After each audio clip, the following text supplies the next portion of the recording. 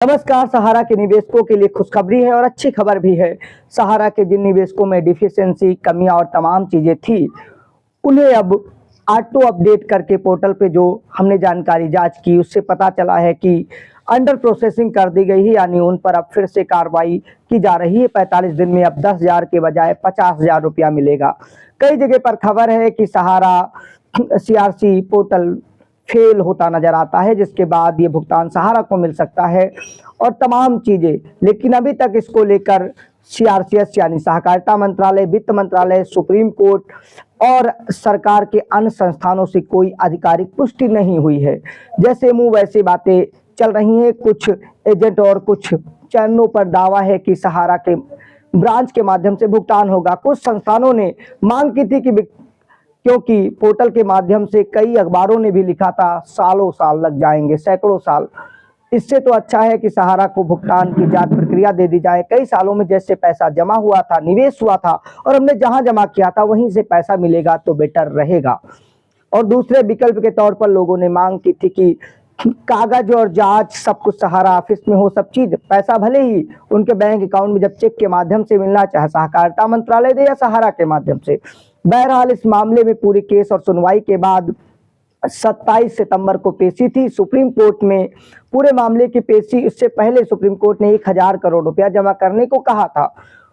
इस पेशी में प्रोसेस के बाद अगली पेशी आगे बढ़ा दी गई है, लेकिन यहां से अभी भी सहारा को 1,000 करोड़ रुपए जमा करना था। उसके बाद पूरे मामले में 24,912 करोड़ जो पहले जमा था, वो सब मिलाकर सहारा को फ्री हैंड और तमाम चीजें मिलने की जानकारी मिलती। अभी भी पूरे मामले में स्पष्ट फैसला नहीं आया। हाँ, बहुत जल्द सहारा को राहत जरूर मिल सकती है, क्योंकि अम्बे वैली समेत तमाम संस्थानों को बेचने और उसका पैसा जमा कराने और कई छूटों में जगह पर छूट जरूर मिली थी।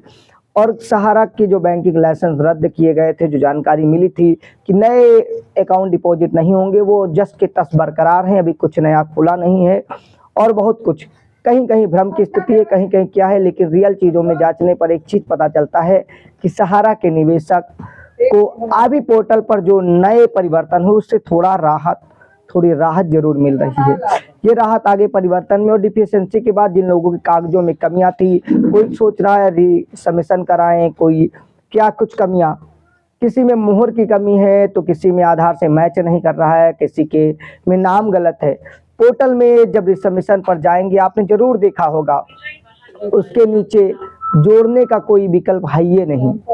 तो यहाँ इस हिस्ट्री को जांचने की जरूरत है और कुछ अपडेट लाकर चीजों को दुरुस्त करने की जरूरत है। बिहार में चुनाव है या अन्य जगह पर चुनाव है, इस बीच नेताओं के चीजों के बयान वगैरह आया जाया करते हैं, लेकिन निवेशक की गाढ़ी कमाई कल भी फंसी थी, आज भी, क्योंकि अधिकतर लोगों को नहीं मिल पा रहा है फंसी हुई। कम से कम एक ऐसा विकल्प बटोरने की जरूरत है, लाने की जरूरत है, जिससे आम निवेशकों को सीधा पैसा आराम से जैसे जमा हुआ था कम समय में मिल सके। अन्यथा देर से कोई चीज यानी न्याय भी मिलना क्या न्याय हो पाता है। विशाल की रिपोर्ट में नई जानकारियां सीधे सटीक जब भी आएंगी आपको वेरीफाई करके दी जाती रहेंगी। कुछ जानकारियां हैं अनवेरीफाई, उन्हें वेरीफाई कर रहे हैं, फिर आपके सामने मिलेंगे। जय हिंद।